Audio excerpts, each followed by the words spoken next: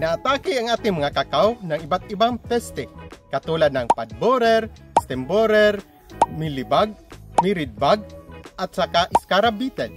Ang cacao pod borer ay isang uri ng insect pest na kumakain ng cacao pods, kaya nagkakaroon ng damage at quality loss sa pods at beans.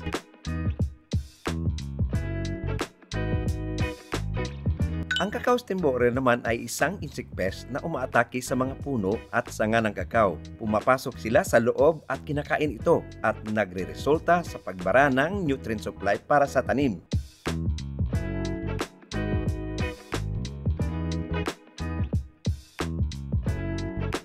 Ang cacao mirid bug ay kumakain ng cacao pods at gumagawa ng butas na nagiging sugat at nagre-resulta sa pagkasira ng pods.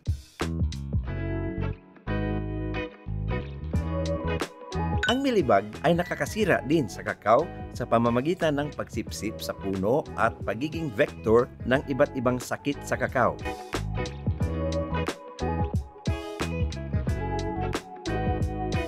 Ang scarab beetle naman ay kumakain ng mga balat, ugat at sanga ng kakao na nagre-resulta sa mabagal na paglaki ng puno, pagbawas ng produksyon ng cacao pods at pagkamatay ng puno.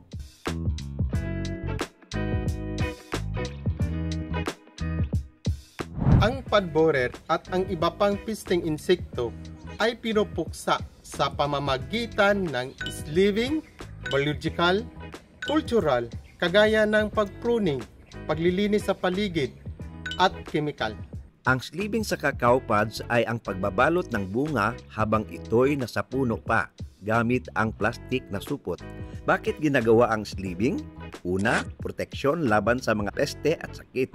Pangalawa, mas magandang kalidad ng bunga. At pangatlo, makabawas sa paggamit ng pesticide.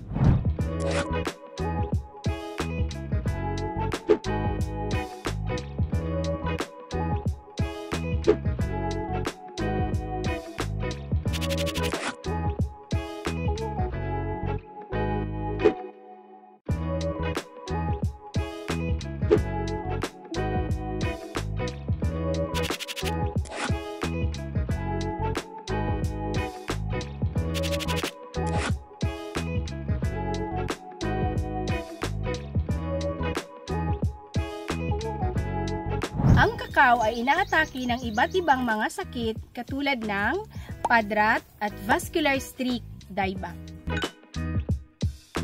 Ito ang pod rot. Isa ito sa pinakapangunahing sakit sa kakao. May mga pamamaraan sa pagsugpo ng sakit na cacao pod rot. Sa cultural, kabilang dito ang pruning, pagkakaroon ng kanal upang ma-drain ang tubig, regular na pag-harvest ng mga bunga, at pagtanggal at tamang disposal ng mga may sakit na bunga. Sleeving at chemical.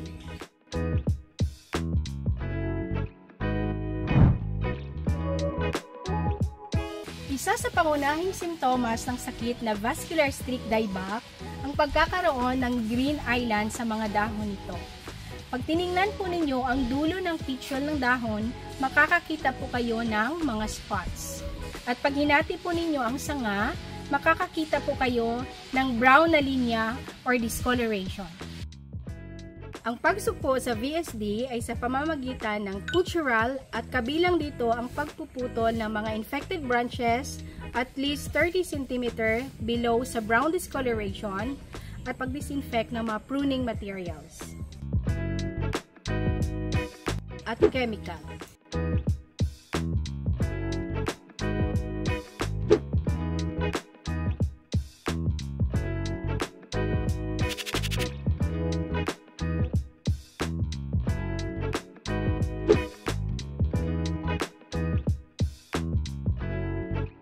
Pinakamainam mag-spray ng fungicide at pesticide sa umaga mula alas 5 hanggang alas 8 o sa hapon mula alas 4 hanggang alas 6. Mas active ang mga insect pests sa ganitong mga oras.